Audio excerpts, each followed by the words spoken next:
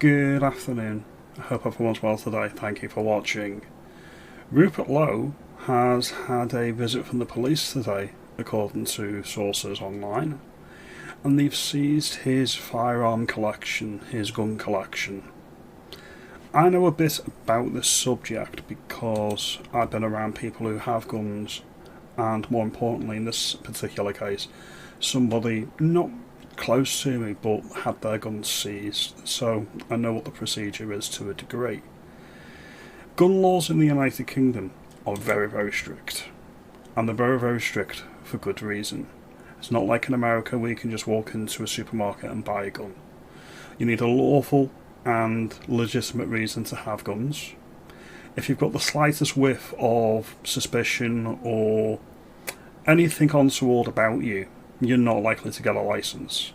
You need people of good character in the community to attest to your good character before you can even get vetted by the police to get guns.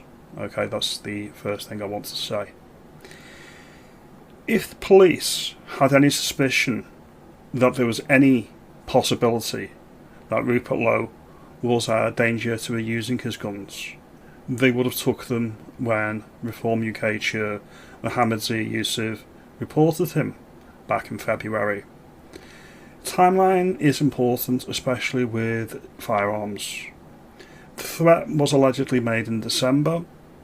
Mr Lowe denies this. He said that it was against the party about slitting their own throats if they go after Rupert Lowe, and Zia Yusuf has said no, it was against me personally. If there was a legitimate and a real cause for concern when that report went to the police, they would have took his guns immediately. That's my view, and my experience would lend credence to what I'm saying here. That's point number one. So why would they sit on it? Because it's politically expedient to release this information today that they've raided Rupert and they've took his guns. Why? Here's point number one. Rupert Lowe has had his own investigation into the investigation against him. He found, or his legal team found, there was a lack of proper setup with the investigation that Reform UK held.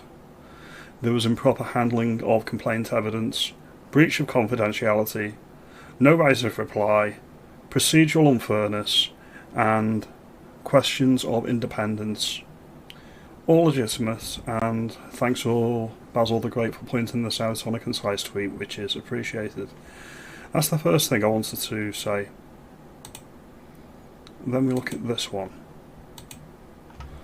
Brexit Party founder Catherine Baidlock has today reported Nigel Farage to police. This is over alleged impropriety over the handling of the Brexit Party before it became Reform UK. Now, I don't know the intricacies of this, so I'll take Catherine's word for it. I think she's of good character. I've met her this week and she seems like a decent enough person. So we've had two anti-Farage things happen today. No one's reporting on them in the media, but they are reporting on Rupert Lowe. So I think this is all deflection, and it's deflection to smear and harm the threat to the establishment, which is Rupert Lowe. And then you look at this piece of information that we've got. Reform released a statement. Mr Lowe, investigated by the police for making multiple threats to kill our chairman. I call BS on that. That's just my opinion. I don't think that happened. The first was in December, the second in February. Unlike Mr Lowe, we respect the investigation, blah blah blah, blah blah blah. That's what Reform UK is saying. I think this is bigger than Reform UK. I think this is a establishment stitch-up for Rupert Lowe. They do not want him in politics, and they don't want him to be Prime Minister. Look at the lawfare that happened in America with President Trump. It happened for years.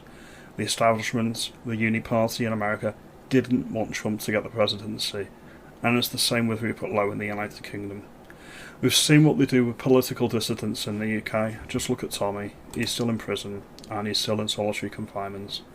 My opinion, I don't know Tommy personally. He seems like a decent enough person, and he doesn't deserve what's happening to him, in my view. If you think I make some good points, let me know, comment below. I do know for a matter of fact, if somebody's violent and the prone to violent outbursts, they would not be given firearms in the first place. And if there was the slightest concern that you're going to be violent with your guns, they're not going to be waiting 2 or 3 months to seize your property, your lawful firearms. They're going to be taking them immediately. Now, as always, comment below, like and subscribe, and consider sharing the video. This is bigger than reform. This is bigger than Mr Lowe. This is about the establishment getting people out of politics they don't want in politics. Thank you for your time.